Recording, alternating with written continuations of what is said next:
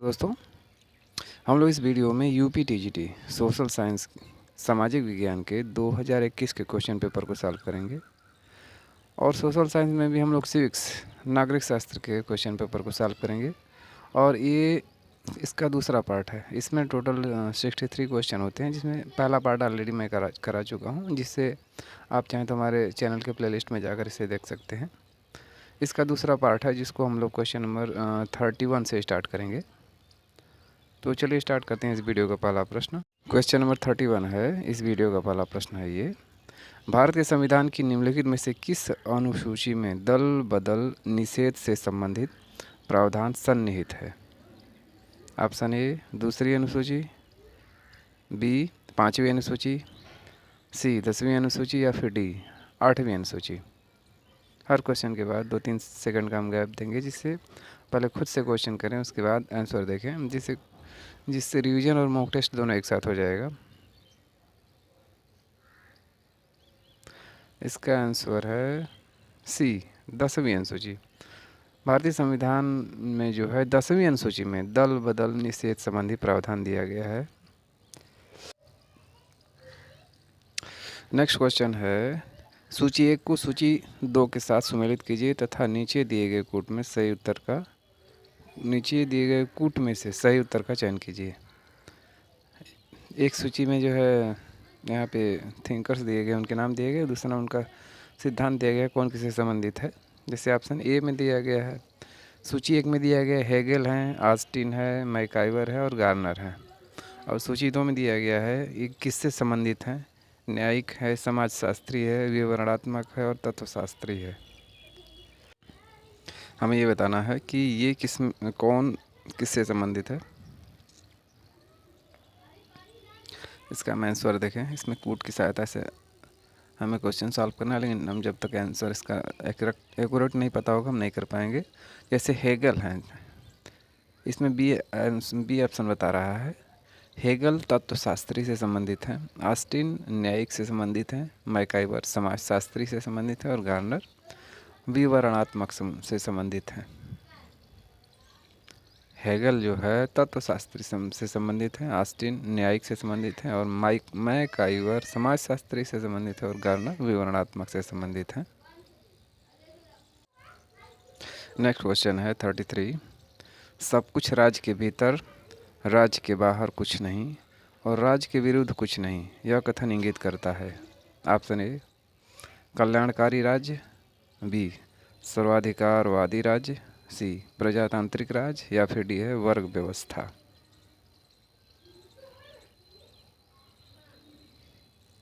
इसका आंसर भी है सर्वाधिकारवादी राज्य। सर्वाधिकारी राज्य के अंतर्गत जो है सब कुछ राज्य के भीतर, राज्य के बाहर कुछ नहीं और राज्य के विरुद्ध कुछ नहीं, यह कथन इसको एक सर्वाधिकारी राज्य को इंगित करता है। सर्वाधिकारी राज्य वह राज्य है जो राज्य की शक्ति को एक ही जगह केंद्रित करने में विश्वास करता है और लोगों के भीतर के सभी पक्षों पर पूर्ण या लगभग पूर्ण नियंत्रण स्थापित करने का समर्थन करता है। सब कुछ राज्य के भीतर, राज्य के बाहर कुछ नहीं और राज्य के विरुद्ध कुछ नहीं, सर्वाधिकारवादी राज्य का उदाहरण है। क्वेश्चन नंबर 34 देखें। विद्वानों को उनके द्वारा व्यक्त विचारों के साथ सुमेलित कीजिए। एक तरफ जो है विद्वानों का नाम दिया गया है, दूसरी तरफ उनके विचारों को दिया गया है कि किसने क्या विचार दिया। जैसे एक तरफ है थ्रेसिमेकस, बोंदा, टी.एच. ग्रीन और माओ सेतुंग का नाम दिया गया है। दूसरी तरफ उनके विचार दिए गए हैं। पहला विचार है न्याय शक्ति का हित है, दूसरा विचार है अधिकतम शक्ति से डकैतों का समूह निर्मित हो सकता है, न कि राज्य। तीसरा विचार है इच्छा न कि शक्ति राज्य का आधार है और चौथा है शक्ति बंदूक की नली से निकलती है। हमें सही सुमेलित करना है।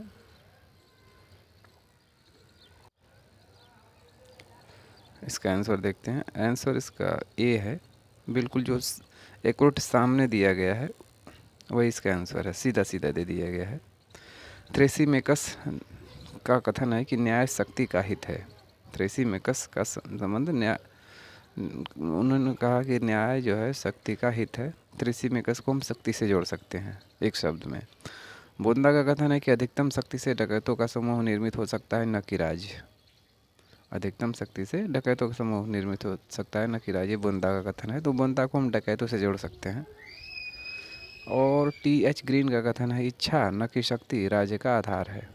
ग्रीन का कथन है कि इच्छा न कि शक्ति राज्य का आधार है। तो ग्रीन को हम इच्छा और शक्ति दोनों से जोड़ सकते हैं, जिससे हमें याद करने में आसानी होगी। और माओ त्से-तुंग का कथन है कि शक्ति बंदूक की नली से निकलती है। तो ये बहुत पुराना कथन है, इसको तो भूलने की हमें आवश्यकता ही नहीं है, क्योंकि माओ त्से-तुंग जो है एक क्रांतिकारी विचारक थे और उन्होंने हर समय अपनी आक्रामक जो है सिद्धांतों के लिए प्रसिद्ध थे। नेक्स्ट क्वेश्चन, नौकरशाही शब्द का सर्वप्रथम प्रयोग किसने किया? Option A Max Weber, B Herbert A Simon, C Henry Fayol, या फिर डी है विंसेंट डी गोर्ने। नौकरशाही शब्द का प्रयोग इसमें से किसने किया था सबसे पहले? डी इसका आंसर है विंसेंट डी गोर्ने। विंसेंट डी गोर्ने ने सबसे पहले नौकरशाही शब्द का प्रयोग किया था। नौकरशाही शब्द का सर्वप्रथम 1746 में एक फ्रांसीसी अर्थशास्त्री विंसेंट डी गोर्ने ने किया। उन्होंने कहा, फ्रांस में हमारी एक बीमारी है जो हमें तबाह कर रही है। यह बीमारी ब्यूरोमेनिया कहलाती है। इसको उन्होंने ब्यूरोमेनिया नाम दिया है, जो ब्यूरोक्रेट से संबंधित है, नौकरशाही से संबंधित है। फ्रेंच में ब्यूरो का अर्थ है डेस्क, अर्थात डेस्क या मेज के ऊपर से जो भी फाइलें जाती है ब्यूरोक्रेट से संबंधित, तो उसी को इन्होंने जो है नौकरशाही, हम लोग उसको नौकरशाही समझते हैं। और फ्रांस में चूँकि इंग्लिश यूज़ ज़्यादा होता है तो उसमें ब्यूरोक्रेट्स का यूज होता है, हिंदी में उसको नौकरशाही शब्द से हम लोग जानते हैं। तो सबसे पहले नौकरशाही शब्द का प्रयोग विंसेंट डी गोर्ने ने किया था।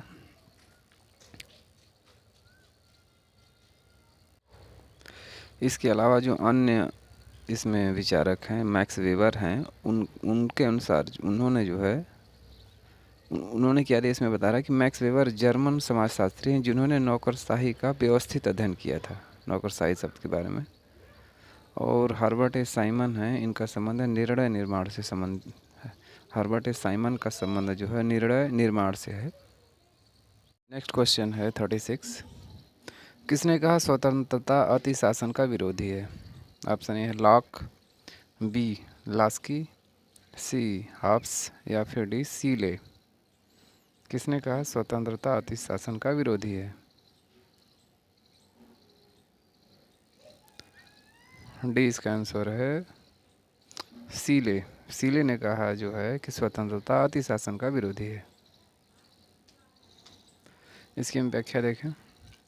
इसमें ऑप्शन जो डी बता रहा है कि सीले का स्वतंत्रता अति शासन का विलोम है या विरोधी है, यह कथन सीले का है। स्वतंत्रता के बारे में अन्य जो विचारकों ने अपने अपने विचार दिए हैं, जो जिसमें कि लॉक हैं, लास्की हैं, हॉब्स हैं, उनके भी बारे में हम ज़रा देखते हैं कि उनका स्वतंत्रता के प्रति क्या विचार है। लॉक के अनुसार देखें, लॉक के अनुसार स्वतंत्रता कानून के अतिरिक्त नियंत्रणों का अभाव है। लॉक के अनुसार स्वतंत्रता कानून के अतिरिक्त नियंत्रणों का अभाव है, यह लॉक का कथन है। लास्की के अनुसार देखें, लास्की कहते हैं स्वतंत्रता उन सामाजिक दशाओं के ऊपर नियंत्रण का अभाव है जो आधुनिक सभ्यता में व्यक्ति के सुख के लिए अत्यंत आवश्यक है। लास्की के अनुसार स्वतंत्रता उन सामाजिक दशाओं के ऊपर नियंत्रण का अभाव है जो कि आधुनिक सभ्यता में व्यक्ति के सुख के लिए अत्यंत आवश्यक है। हॉब्स के अनुसार देखें स्वतंत्रता क्या है। हॉब्स के अनुसार स्वतंत्रता का अर्थ बंधनों के अभाव से है। हॉब्स कहते हैं कि स्वतंत्रता क्या है, कि हॉब्स के अनुसार स्वतंत्रता का अर्थ बंधनों के अभाव से है। हॉब्स के अनुसार जो है स्वतंत्रता का अर्थ बंधनों के अभाव से है। बिल्कुल छोटे शब्द में इन्होंने कहा है स्वतंत्रता का अर्थ जो है बंधनों के अभाव से है। नेक्स्ट क्वेश्चन है 37, दिए गए निम्न भारतीय अधिनियमों में किस अधिनियम के द्वारा भारतीय प्रांतों में द्वैत शासन की स्थापना की गई? पहला इसमें हमें बताना है किस अधिनियम के द्वारा भारतीय प्रांतों में केंद्र में नहीं, प्रांतों में किस अधिनियम के द्वारा द्वैत शासन की व्यवस्था की गई। ऑप्शन 1 है 1909 का भारत शासन अधिनियम, बी 1919 का भारत शासन अधिनियम, सी 1935 का भारत शासन अधिनियम, या फिर डी है 1947 का भारतीय स्वतंत्रता अधिनियम। हमें बताना है किस अधिनियम के द्वारा भारतीय प्रांतों में द्वैत शासन की स्थापना की गई है। इसका आंसर भी है 1919 का भारत शासन अधिनियम। इसके 1919 के भारत शासन अधिनियम के द्वारा भारतीय प्रांतों में द्वैत शासन की व्यवस्था की गई है। हमें ध्यान देना है, भारतीय प्रांतों में द्वैत शासन की व्यवस्था की गई, न कि केंद्र में। केंद्र में जो द्वैत शासन की व्यवस्था की गई थी 1919 भारत शासन 1935 के अधिनियम के द्वारा की गई थी। हम व्याख्या देखें। भारत शासन अधिनियम 1919 के द्वारा भारतीय प्रांतों में द्वैत शासन की व्यवस्था की गई। इसने भारतीय विषयों को दो भागों में विभक्त किया, हस्तांतरित और आरक्षित। भारतीय विषयों को दो भागों में विभक्त किया गया। पहला है हस्तांतरित और दूसरा है आरक्षित विषय। हस्तांतरित विषय पर गवर्नर का शासन होता था और इस कार्य में वह उन मंत्रियों की सहायता लेता था जो विधान परिषद के प्रति उत्तरदायी थे। दूसरी ओर आरक्षित विषय पर जो है गवर्नर कार्यपालिका परिषद की सहायता से शासन करता था। आरक्षित विषयों पर गवर्नर कार्यपालिका परिषद की सहायता से शासन करता था जो विधान परिषद के प्रति उत्तरदायी नहीं थी। शासन की इस दोहरी व्यवस्था को द्वैत शासन की व्यवस्था कहा गया। इसी दोहरी व्यवस्था को द्वैत शासन व्यवस्था कहा गया और ये प्रांतों में लागू हुआ। द्वैत शासन का सिद्धांत सबसे पहले लियोन कार्टिस नामक अंग्रेज ने प्रतिपादित किया था। केंद्रों में द्वैत शासन की स्थापना भारत शासन अधिनियम 1935 के माध्यम से की गई। तो हमें याद रखना है केंद्र में जो है द्वैत शासन की व्यवस्था, यहाँ पे देखिए भारत शासन अधिनियम 1935 को द्वारा की गई, जबकि प्रांतों में द्वैत शासन की व्यवस्था भारत शासन 1919 का भारत शासन अधिनियम इसके द्वारा की गई। नेक्स्ट क्वेश्चन, 1963 में लोकपाल शब्द का प्रतिपादन सर्वप्रथम किसने किया। ऑप्शन ए चौधरी चरण सिंह, बी मोरारजी देसाई, सी ज्योति बसु, या फिर डी है M.L. सिंघवी।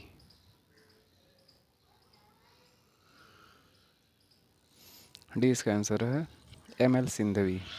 M.L. सिंघवी ने 1963 में लोकपाल शब्द का सर्वप्रथम प्रतिपादन किया।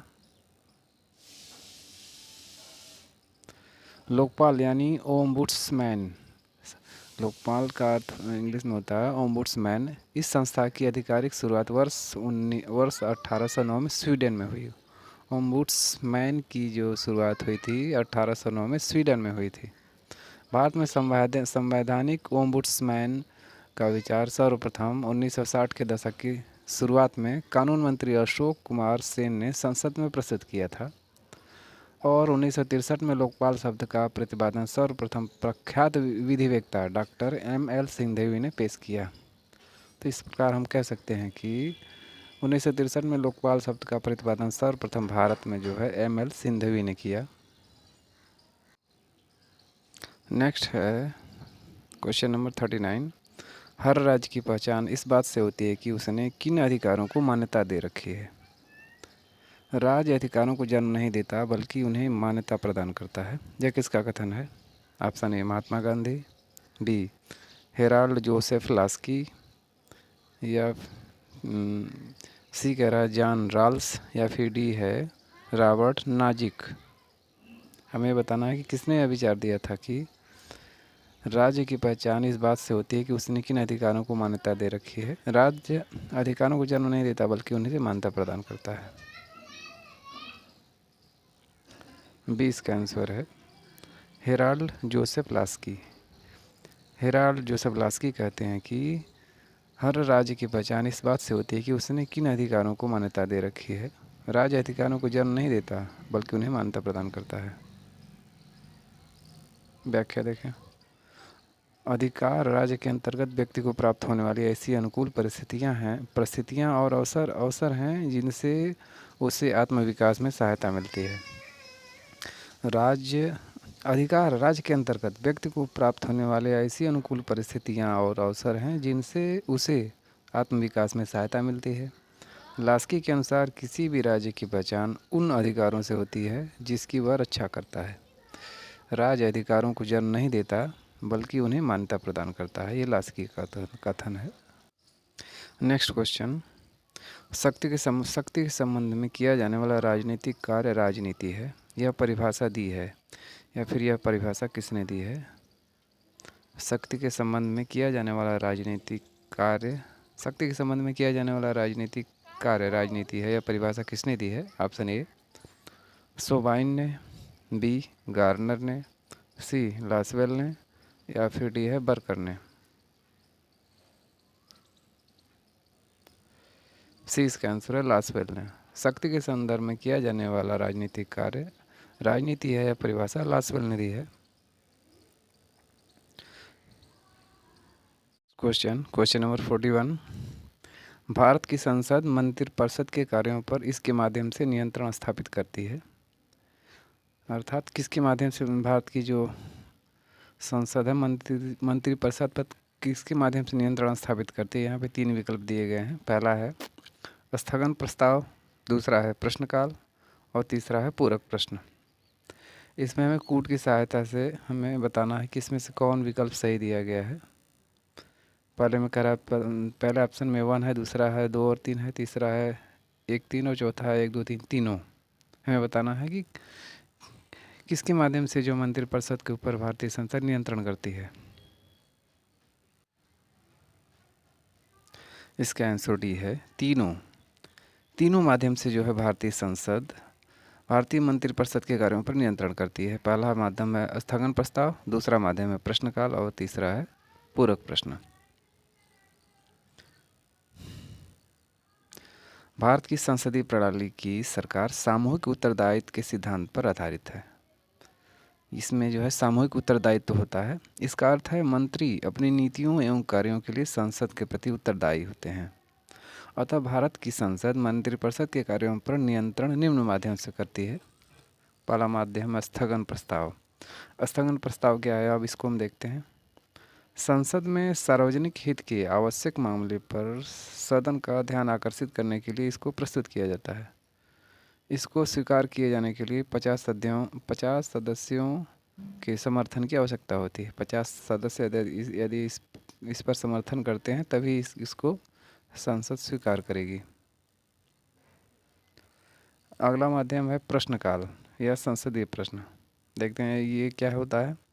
संसद की बैठक का पहला घंटा प्रश्नकाल के लिए रखा जाता है। पहला घंटा जो होता है संसद जब स्टार्ट होती है तो वो प्रश्नकाल होता है। इस अवधि में सांसद प्रश्न पूछते हैं और आमतौर पर मंत्रीगण उसका उत्तर देते हैं।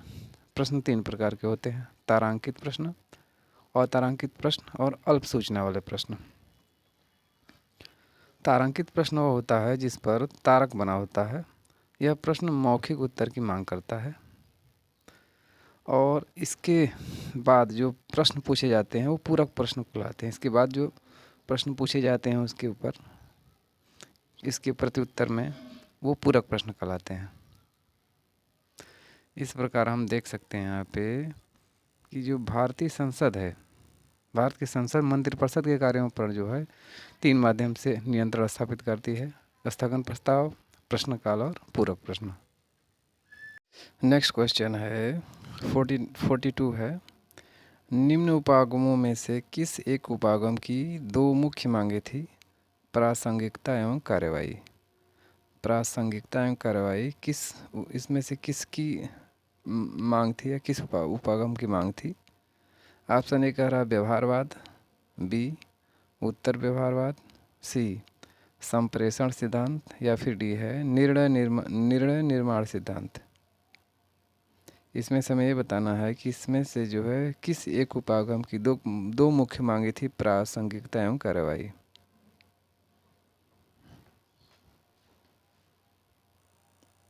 बी इसका आंसर है उत्तर व्यवहारवाद। उत्तर व्यवहारवाद के अंतर्गत जो है प्रासंगिकता एवं कार्रवाई की मांग की गई थी। उत्तर व्यवहारवाद व्यवहारवाद का ही अलग चरण, एक सुधार आंदोलन तथा नवीन दिशा संकेत है। उत्तर व्यवहारवाद जो है व्यवहारवाद का ही एक अलग चरण, एक सुधारवाद आंदोलन तथा दूसरा नवीन संकेत है। इसके दो नारे हैं, प्रासंगिकता इस और दूसरा है कार्रवाई। प्रासंगिकता अर्थात रेलेवेंस और कार्रवाई अर्थात एक्शन। यह व्यवहार वैज्ञानिकों से समाज तथा राज्य व्यवस्था की तात्कालिक समस्याओं, संकेतों और चुनौतियों का अध्ययन करने तथा उनके निदान ढूंढने की मांग करता है।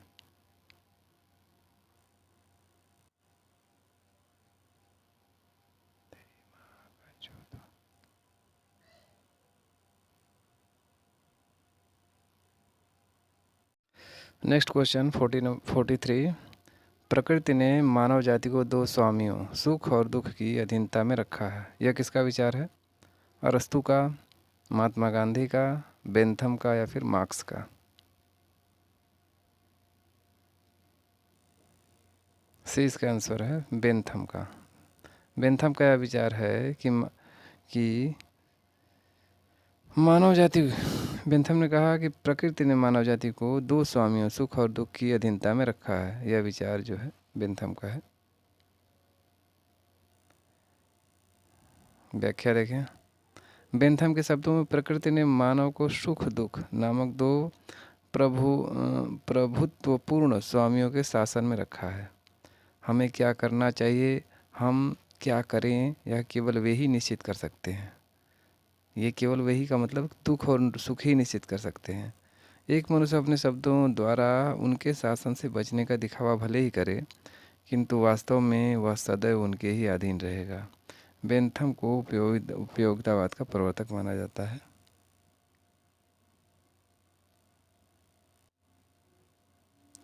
Next question 44। निम्नांकित वक्तव्यों पर ध्यान दीजिए। पहला कह रहा है भारत संघ की कार्यपालिका शक्तियाँ प्रधानमंत्री में निहित होती हैं या निहित हैं। दूसरा वक्तव्य कह रहा है प्रधानमंत्री सिविल सेवा बोर्ड का पदेन अध्यक्ष होता है। इसमें दो कथन दिए गए, हमें कूट की सहायता से सही उत्तर का चयन करना है। पहले में कह रहा केवल एक सही है, दूसरे में कह रहा केवल दो सही है, तीसरे में कह रहा एक और दो दोनों सही है, चौथे में कह रहा है कि न तो एक सही है न तो दो। हमें बताना है कौन सा विकल्प सही है।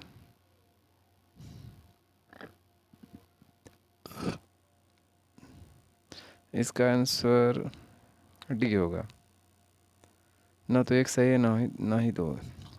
व्याख्या देखें। भारतीय संविधान के अनुच्छेद 53 में संघ की कार्यपालिका शक्ति का उल्लेख किया गया है। संघ की कार्यपालिका शक्ति का उल्लेख जो है अनुच्छेद 53 में किया गया है, जिसके तहत संघ की कार्यपालिका शक्ति राष्ट्र में निहित होगी और वह इसका प्रयोग इस संविधान के अनुसार स्वयं या अपने अधीनस्थ अधिकारियों के द्वारा करेगा। दूसरा सेंटेंस कह रहा है भारत का सर्वोच्च सिविल अधिकारी कैबिनेट सचिव होता है, जो सिविल सेवा बोर्ड का पदेन अध्यक्ष भी होता है। तो जो यहाँ पे दूसरा वक्तव्य वो भी गलत है, जिसमें ये कहा जा रहा है कि प्रधानमंत्री सिविल सेवा बोर्ड का पदेन अध्यक्ष होता है, ये गलत है। उसकी जगह भारत का जो सर्वोच्च सिविल अधिकारी या सिविल अधिकारी होता है वो कैबिनेट सचिव होता है।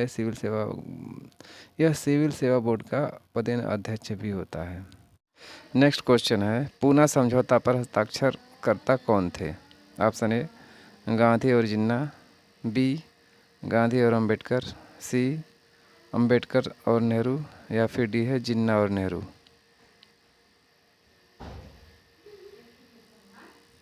बी इसका आंसर है गांधी और अंबेडकर। पूना समझौता पर हस्ताक्षर करने वाले गांधी और अंबेडकर थे।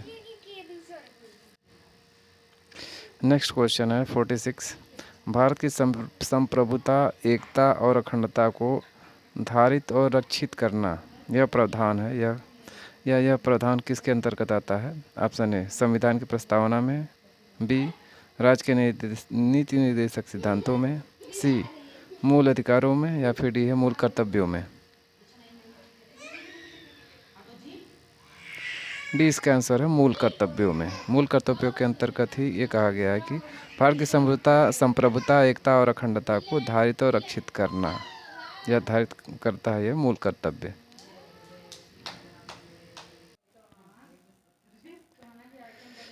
इसको हम दूसरे रूप में इस प्रकार समझ सकते हैं, भारत की संप्रभुता, एकता और अखंडता को धारित और रक्षित करना, यह प्रावधान किसके अंतर्गत आता है? तो यह प्रावधान मूल कर्तव्यों के अंतर्गत आता है।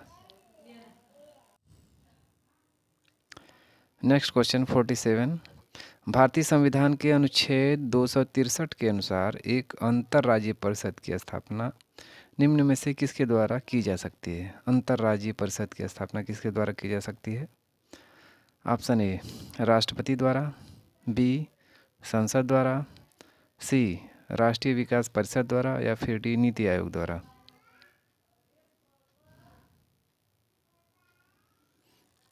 ये इसका आंसर है राष्ट्रपति द्वारा। राष्ट्रपति द्वारा जो है अनुच्छेद 263 के अनुसार अंतर्राज्य परिषद की स्थापना की जा सकती है। व्याख्या देखें, संविधान के अनुच्छेद 263 संविधान का अनुच्छेद 263 केंद्र तथा राज्यों के मध्य समन्वय स्थापित करने के उद्देश्य से अंतर्राज्यीय परिषद के गठन का प्रावधान करता है। इस संदर्भ में राष्ट्रपति को सार्वजनिक हित में ऐसी परिषद का गठन करने की शक्ति दी गई है और राष्ट्रपति ही परिषद के कार्यों, संगठन और प्रक्रिया को निर्धारित करता है। नेक्स्ट क्वेश्चन है क्वेश्चन नंबर 48, निम्नांकित में से कौन सी डॉक्टर अंबेडकर की रचनाएं हैं?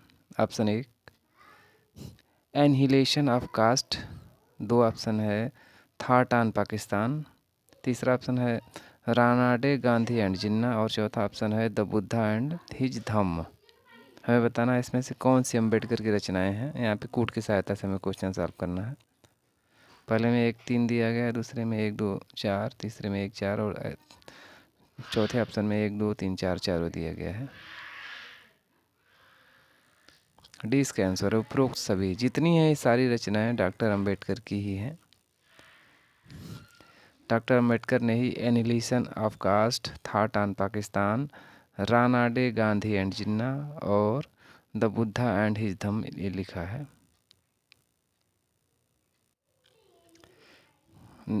नेक्स्ट क्वेश्चन है क्वेश्चन नंबर 49 है, यह किसका कथन है कि द्विसदनात्मक विधायिका ऐसी संसद है जो अपने ही विरुद्ध विभाजित होती है? किसका कथन है? हमें ये बताना है कि द्विसदनात्मक विधायिका ऐसी संसद है जो अपने ही विरुद्ध विभाजित होती है। ऑप्शन ए बर्कर, गार्नर, गिलक्राइस्ट या फिर ब्राइस। बी इसका आंसर है गार्नर। गार्नर का यह कथन है कि द्विसदनात्मक विधायिका ऐसी संसद है जो अपने ही विरुद्ध विभाजित होती है।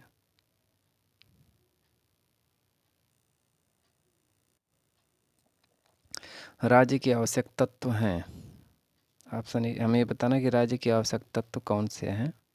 ऑप्शन ए कह रहा है जनसंख्या, भूभाग, समुद्र और सरकार। बी ऑप्शन है राष्ट्रपति, संप्रभुता, राजनीतिक दल तथा भूभाग। या फिर सी कह रहा है आर्थिक संसाधन, जनसंख्या, सरकार या संप्रभुता। या फिर ऑप्शन डी में कह रहा है कि भूभाग, जनसंख्या, सरकार और संप्रभुता। इसमें से हमें बताना है कि राज्य की आवश्यक तत्व तो कौन से हैं। डी इसका आंसर है। राज्य की जो आवश्यक तत्व हैं वो है भूभाग, जनसंख्या, सरकार और संप्रभुता। नेक्स्ट क्वेश्चन नंबर 51, निम्नलिखित में से कौन लोकतंत्र का एक सिद्धांतकार नहीं है? Option A Alex de Tocqueville, B J Rousseau, C J S. Mill या फिर डी है E.W. नीत्शे। इसमें से हमें बताना है कौन लोकतंत्र का सिद्धांतकार है नहीं, अर्थात लोकतंत्र के सिद्धांत को किसने नहीं दिया है।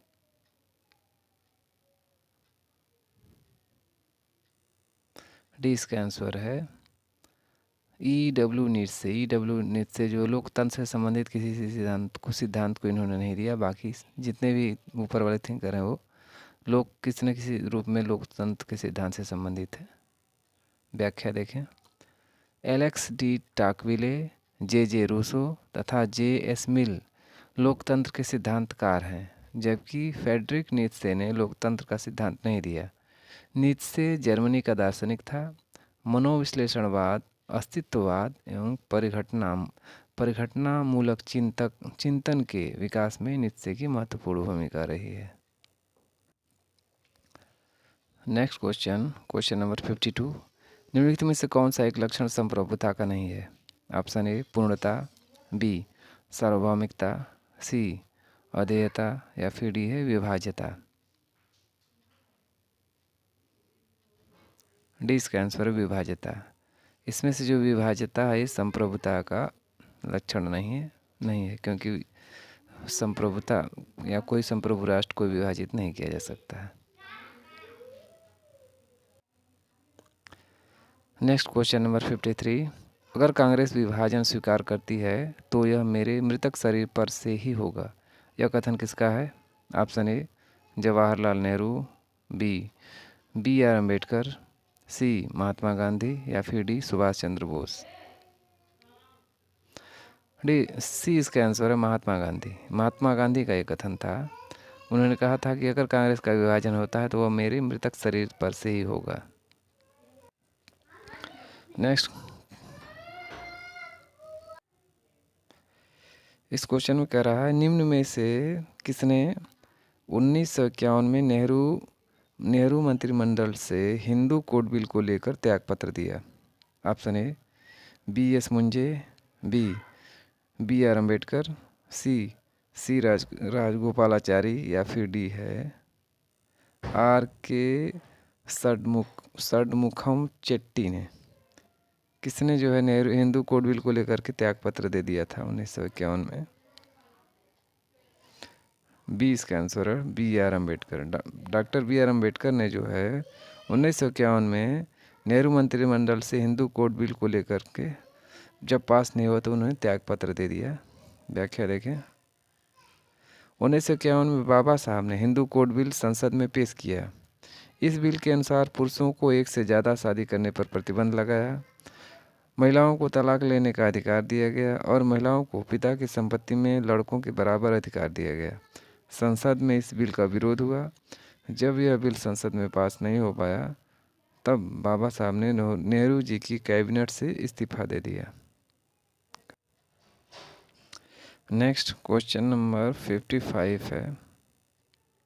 संविधान का कौन सा अनुच्छेद यह व्यवस्था देता है कि प्राथमिक शिक्षा के स्थान पर मातृभाषा में निर्देश देने की समुचित सुविधा प्रदान करना प्रत्येक राज्य का प्रयत्न होना चाहिए? ऑप्शन ए 349, बी 350 या फिर सी 351 या फिर डी है 350 ए। डी इसका आंसर है 350 ए। अनुच्छेद 350 ए जो है यह व्यवस्था देता है कि प्राथमिक शिक्षा के स्तर पर मातृभाषा में निर्देश देने की समुचित सुविधा प्रत्येक राज्य का प्रयत्न होना चाहिए। व्याख्या देखें। भारतीय संविधान का अनुच्छेद 350 ए प्राथमिक स्तर पर मातृभाषा में शिक्षा की सुविधाएं प्रदान करता है। प्रत्येक राज्य और राज्य के भीतर प्रत्येक स्थानीय प्राधिकारी भाषाई अल्पसंख्यक वर्गों के बालकों को शिक्षा के प्राथमिक स्तर पर मातृभाषा में शिक्षा की पर्याप्त सुविधाओं की व्यवस्था करने का प्रयास करेगा और राष्ट्रपति किसी राज्य को ऐसे निर्देश दे सकेगा जो वह ऐसी सुविधाओं को उपलब्ध सुनिश्चित कराने के लिए आवश्यक या उचित समझता है। नेक्स्ट क्वेश्चन नंबर 56 किसने कहा समानता की अभिलाषा के कारण स्वतंत्रता की आशा ही व्यर्थ हो गई? Option A H Laski, B Locke, C Lord Acton या फिर डी जी.डी.एच. कोल। हमें बताना है कि किसने कहा था कि समानता की अभिलाषा के कारण स्वतंत्रता की आशा ही व्यर्थ हो गई। सी इसका आंसर है लॉर्ड एक्टन। लॉर्ड एक्टन ने कहा था कि समानता की अभिलाषा के कारण स्वतंत्रता की आशा ही व्यर्थ हो गई। इसकी व्याख्या देखें। समानता के संदर्भ में लॉर्ड एक्टन का कथन है, समानता की उत्कृष्ट अभिलाषा के कारण स्वतंत्रता की आशा ही व्यर्थ हो गई। लॉर्ड एक्टन, डी टाकविले, फ्रीडमैन, मिचेल्स और पैरोट स्वतंत्रता और समानता को परस्पर विरोधी मानते हैं। ये लोग जो है स्वतंत्रता और समानता को परस्पर विरोधी मानते हैं, जबकि ठीक इसके विपरीत लास्की ने क्या कहा है, ज़रा देखिए। लास्की ने कहा है, स्वतंत्रता समानता के बिना एक सीमित गुंबद या सुराख के समान होगी। लास्की के शब्दों में स्वतंत्रता समानता के बिना एक सीमित गुंबद या सुराख के समान होगी और समानता स्वतंत्रता के बिना अर्थहीन होगी। लास्की ने जो है स्वतंत्रता समानता दोनों एक दूसरे का पूरक बताया है, जबकि ये लॉर्ड एक्टन और अन्य जो विचारक उन्होंने एक दूसरे के विरोधी बताया है इसे। Next question number 57। वैध संप्रभु वह निश्चित सत्ता है जो राज्य के सर्वोच्च आदेशों को वैध रूप में व्यक्त कर सके, और यह वह सत्ता है जो दैवी कानून, नैतिक सिद्धांतों तथा जनमत की उपेक्षा कर सके। यह परिभाषा किसने दी है? ऑप्शन ए बर्कर, सीले, गार्नर या फिर गिलक्राइस्ट। हमें यह बताना है कि इसमें से ये सिद्धांत किसने दिया कि संप्रभुता वह सत्ता है जो सर्वोच्च आदेशों को वैध रूप में व्यक्त कर सके तथा जो दैवी कानून, नैतिक सिद्धांतों तथा जनमत की उपेक्षा भी कर सके। सी इसका आंसर है गार्नर। यह गार्नर का कथन है। गार्नर के अनुसार वैध संप्रभु वह निश्चित सत्ता है जो राज्य के सर्वोच्च आदेशों को वैध रूप में व्यक्त कर सके, और यह वह सत्ता है जो दैवी कानून, नैतिक सिद्धांतों तथा जनमत की उपेक्षा भी कर सके। हम जो है गिलक्राइस्ट की परिभाषा देखें। उन्होंने क्या कहा था? गिलक्राइस्ट के अनुसार राजनीतिक संप्रभुता किसी राज्य में उन प्रभावों का समग्र योग है जो कानून के पीछे होते हैं। नेक्स्ट क्वेश्चन नंबर 58 है। किसके अनुसार आक्रामक राष्ट्रवाद के 4 प्रमुख तत्व थे? स्वदेशी, बहिष्कार, राष्ट्रीय शिक्षा तथा निष्क्रिय प्रतिरोध। ऑप्शन ए कह रहा लाला लाजपत राय, बी बाल गंगाधर तिलक, सी अरविंद घोष या फिर डी है विपिन चंद्र पाल। हमें बताना है कि किसके अनुसार या किसने यह कहा था कि आक्रामक राष्ट्रवाद के 4 प्रमुख तत्व हैं स्वदेशी, बहिष्कार, राष्ट्रीय शिक्षा तथा निष्क्रिय प्रतिरोध। बी इसका आंसर है बाल गंगाधर तिलक। बाल गंगाधर तिलक ने बताया कि जो है आक्रामक राष्ट्रवाद के प्रमुख 4 तत्व हैं स्वदेशी, बहिष्कार, राष्ट्रीय शिक्षा तथा निष्क्रिय प्रतिरोध। Next question number 59 59। भारत में रह रहा एक ब्रिटिश नागरिक किस अधिकार का दावा नहीं कर सकता? ऑप्शन ए व्यापार और व्यवसाय की स्वतंत्रता, बी विधि के समक्ष समानता, सी जीवन और व्यक्तिगत स्वतंत्रता की रक्षा, और डी कह रहा है धर्म की स्वतंत्रता। हमें बताना है कि भारत में रह रहा एक ब्रिटिश नागरिक किस अधिकार का दावा नहीं कर सकता है। ए इसका आंसर है व्यापार और व्यवसाय की स्वतंत्रता। व्यापार और व्यवसाय की स्वतंत्रता जो है केवल देश के नागरिकों को ही दी गई संपूर्ण स्वतंत्रता, जो बाह्य नागरिक हैं उनके ऊपर कुछ प्रतिबंध लगाया गया है। व्याख्या देखें। संविधान के भाग 3 अनुच्छेद 12 से 35 तक में मौलिक अधिकारों का विवरण है। इसके अंतर्गत कुछ ऐसे मौलिक अधिकार हैं जो केवल नागरिकों को ही प्राप्त हैं, विदेशी नागरिकों को नहीं। जैसे उदाहरण देखें। पहला है धर्म, मूल, वंश, लिंग और जन्म स्थान के आधार पर विभेद का प्रतिषेध। दूसरा है लोक नियोजन के विषयों में अवसर की समानता। तीसरा बता रहा है कि इसमें अनुच्छेद 19 में उल्लिखित स्वतंत्रता के 6 मौलिक अधिकारों का भी संरक्षण है इसमें। नेक्स्ट है अल्पसंख्यकों की भाषा, लिपि और संस्कृति का संरक्षण। और लास्ट में बता रहा है शिक्षा संस्थानों की स्थापना और प्रशासन करने का अल्पसंख्यक वर्गों का अधिकार। नेक्स्ट क्वेश्चन नंबर 60 है, भारत की संचित निधि से धन निकासी का प्राधिकार प्राप्त होता है। ऑप्शन ए भारत के राष्ट्रपति से, भारत की संसद से, भारत के प्रधानमंत्री से, या फिर केंद्रीय वित्त मंत्री से। हमें बताना है कि भारत की संचित निधि से धन निकासी का प्राधिकार किसे प्राप्त होता है। 20 का आंसर है भारत की संसद से। भारत की संसद ही जो है संचित निधि से धन निकासी का प्राधिकार जो है प्रदान करती है। व्याख्या देखें, भारत की संचित निधि का उल्लेख अनुच्छेद 266(1) के अंतर्गत किया गया है। यह एक ऐसी निधि है जिसमें से सभी प्राप्तियां उधार ली जाती हैं और भुगतान जमा किए जाते हैं। दूसरे शब्दों में, भारत सरकार द्वारा प्राप्त सभी राजस्व राजकोष विधेयकों, ऋणों या औथोपाय अग्रिमों को जारी केंद्र सरकार द्वारा लिए गए सभी ऋण। क्या कह रहा है, ऋणों की पुनर्अदायगी में सरकार द्वारा प्राप्त धनराशि भारत की संचित निधि का भाग होगी। भारत सरकार की ओर से विधिक प्राधिकृत सभी भुगतान इसी निधि में से किए जाएंगे। इस निधि में से किसी भी धन को संसद की विधि के सिवाय नियोजित, जारी या निकासी नहीं किया जा सकता है। नेक्स्ट क्वेश्चन नंबर 61 है, यह किसने लिखा है कि हाब्स की प्राकृतिक दशा का दैत्य मनुष्य से कभी भी नहीं हो सकता है। Option A Spinoza, B Bernard Shaw, C Barker, या फिर डी है गार्नर। हमें बताना है कि हाब्स की प्राकृतिक दशा का दैत्य मनुष्य कभी भी नहीं हो सकता है। किसका कथन है? ए इसका आंसर है स्पिनोजा का। हाब्स की प्राकृतिक दशा का दैत्य मनुष्य कभी नहीं हो सकता, यह कथन स्पिनोजा का है। हाब्स की प्राकृतिक अवस्था समाज पूर्व भी है तथा राज्य पूर्व भी। हाब्स की प्राकृतिक अवस्था समाज पूर्व भी है तथा राज्य पूर्व भी। हाब्स द्वारा वर्णित इस अवस्था में न समाज है न राज्य।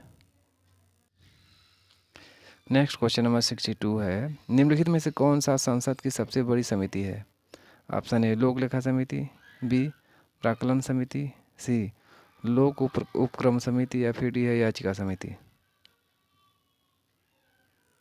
20 का आंसर है प्राक्कलन समिति। प्राक्कलन समिति जो है इसमें से संसद की सबसे बड़ी समिति है।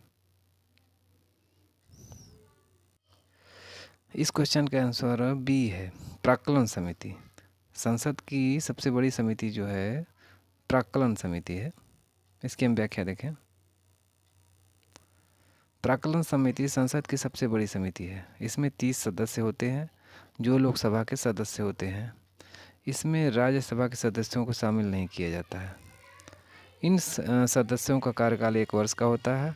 यह समिति संसद के माध्यम से सरकार द्वारा प्राप्त किए गए धन के व्ययों के अनुमान की जांच पड़ताल करती है। यह स्थायी मितव्ययिता समिति के रूप में कार्य करती है और इसकी आलोचना या सुझाव सरकारी फिजूल खर्ची पर रोक लगाने के काम आते हैं। नेक्स्ट क्वेश्चन है क्वेश्चन नंबर 63, सूची 1 को सूची 2 से सुमेलित कीजिए तथा नीचे दिए गए कूट का प्रयोग करते हुए सही उत्तर का चयन कीजिए। एक सूची में दिया गया है राइटर दिए गए हैं, दूसरे में उनके द्वारा की गई रचनाएं दी गई हैं। पहली सूची में दिया गया है विपिन, नाम जो दिया गया पहला नाम है ए है विपिन चंद्र पाल, बी है बी आर अम्बेडकर, सी में दिया गया एम के गांधी और डी है B ji Tilak.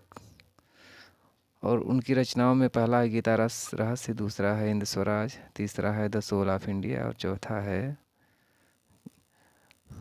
Thoughts on linguistic state. हमें बताना है कौन सी किसकी रचना है।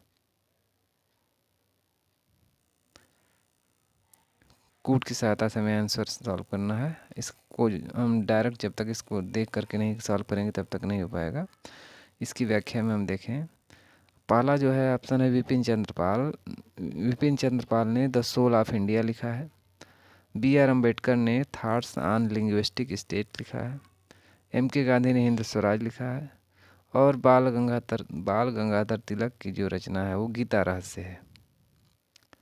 इसको एक बार हम फिर से देख लें। विपिन चंद्र पाल की रचना द सोल ऑफ इंडिया है। बी आर अम्बेडकर की रचना जो है थॉट्स ऑन लिंग्विस्टिक स्टेट है। एम के गांधी की रचना हिंद स्वराज है। और बाल गंगाधर तिलक ने जो है गीता रहस्य लिखा है।